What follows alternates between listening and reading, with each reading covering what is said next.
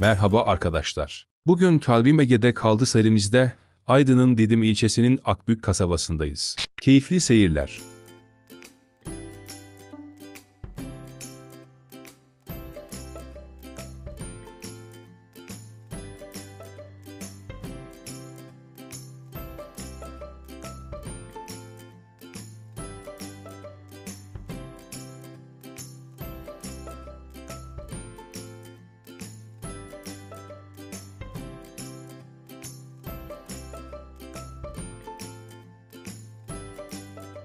Akbük, Aydın Didim bölgesinde havası, denizi, planlı yerleşimiyle dikkat çeken, liman ve tarihi yerleriyle mavi ile yeşilin kucaklaştığı şirin bir tatil beldesidir.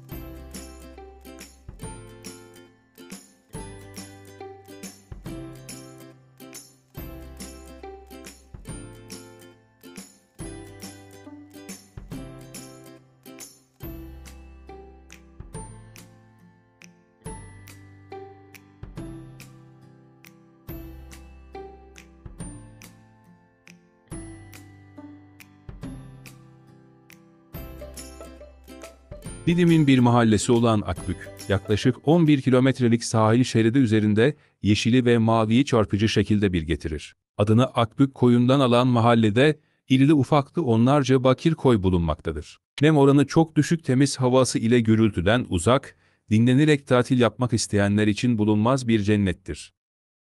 Yeşil alanların yoğunluğu ile dikkat çeken Akbük, her türlü deniz sporunun yapılmasına fırsat tanır. Avrupalı turistler için önemli bir ayrıcalık olan karavan turizmi olanakları da Akbük'ün farklılıklarından birisidir. Akbük'te dinlenmek için tercih edilebilecek bir diğer alan ise seyir terası ve Cülün Dağı'nın zirvesidir. Kolayca çıkılabilen Cülün Dağı'nda bir de mağara bulunmaktadır.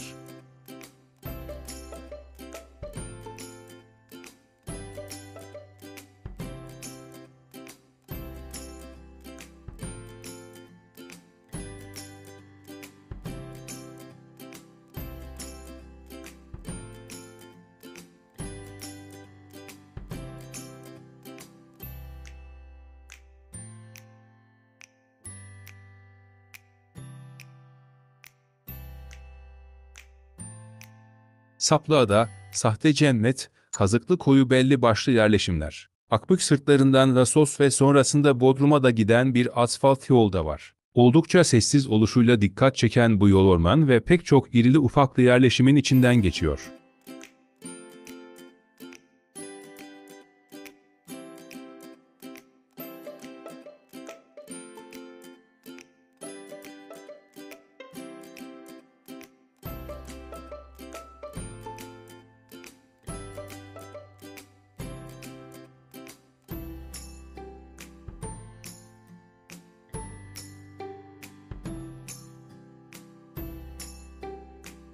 Saplıada aslında bir ada değil, yarımada. Yani yolu var, adaya yürüyebilirsiniz. Bu yürünen yolda adanın sapı oluyor. Yüksek bir tepeden bakılınca bir cezveyi andıran Saplıada çevresindeki kumsallar enfes bir seçenek Akbük'te. Yekpare bir Akbük körfezi, dalgalara karşı korunaklı ve balıkçılığa elverişlidir.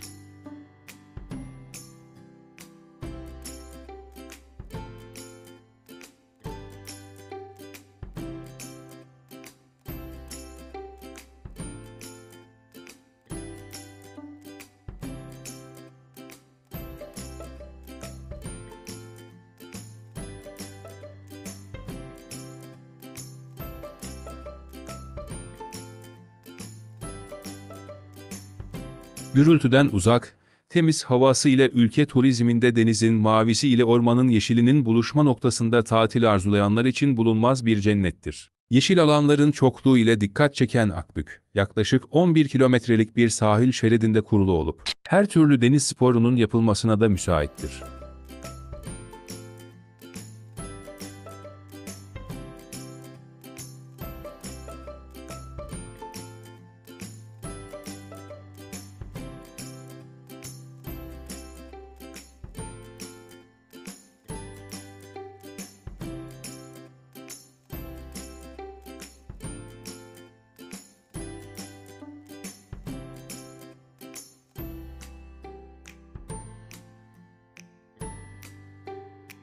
5.000 hektarlık bir alanı kaplayan Akbük, Yapı kooperatiflerinin yanı sıra oteller, pansiyonlar, tatil köyleri, barlar, diskolar ve tüm kentsel donanımlarıyla modern bir kent görünümündedir.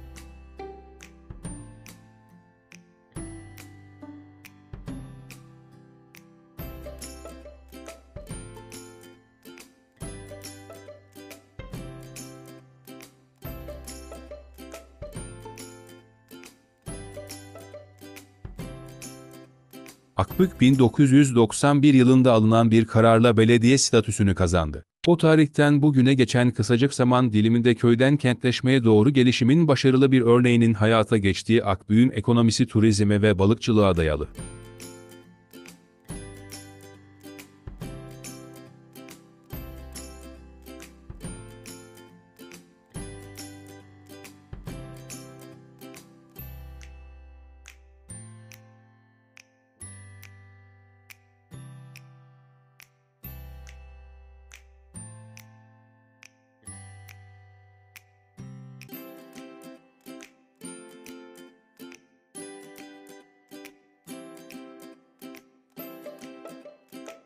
Diğer taraftan hızlı gelişimi ile bugün önemli bir turistik potansiyelin var olduğu Akbük Avrupalı turistlerin gözde merkezlerinden birisi haline geldi. Tarihi eserler açısından ise Akbük'te en büyük önemi Rumlardan kalma kilise sapasağlam olup, kilise her yıl binlerce turistin uğrak yeridir. Zaten başka da gün ışığına çıkarılmış tarihi eser yok.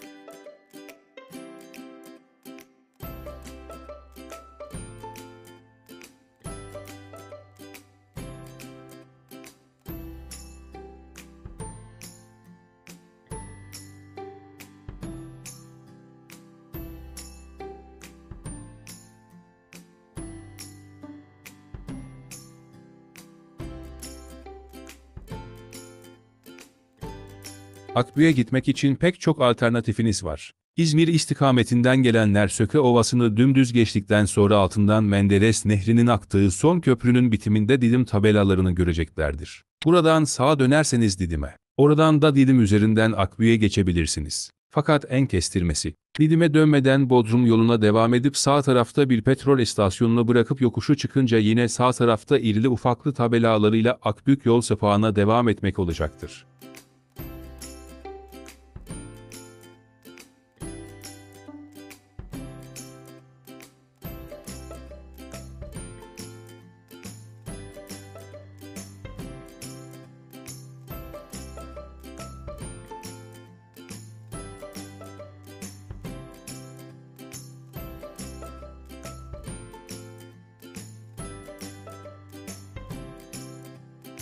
Akbüklü balıkçılar en lezzetli çipura ve sarıyanak kefali yine bu koyda tutarlar. Olta balıkçılığının merkezidir de denilebilir. Sarıyanak kefal, kefalin büyüğüdür. Lezzetlidir. Izgarası makbuldür. Izgara şansınız yoksa temizlediğiniz ya da temizlettiğiniz sarıyanak kefali 2 parmak kalınlıklarında dilimlettirin, tuzlattırın balıkçınıza. Yarım ya da 1 saat sonra balık iyice tuzunu aldığında isteğe göre unlayarak yine tercihe göre zeytinyağında iyice nar gibi olana kadar kızartın. Afiyet olsun.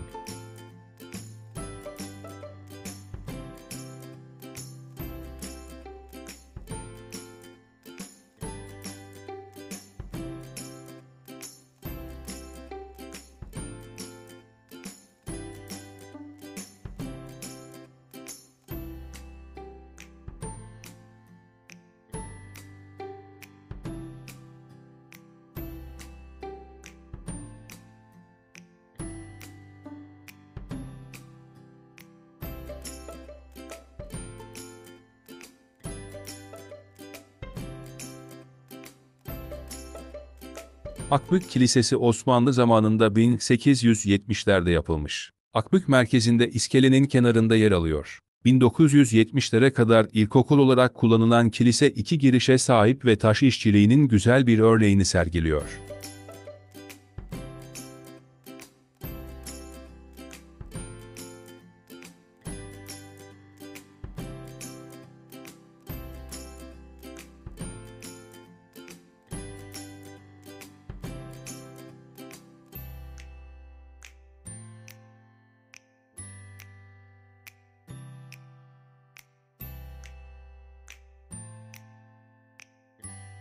Akbük'te su sporları için uygun bir mekan. İrili ufaklı kumsallarında güneşlenebilir. Denizin tadını çıkarabilirsiniz. Akbük merkezindeki iskeleden sabah çıkılan turlarında farklı koylar gezme şansınız da var.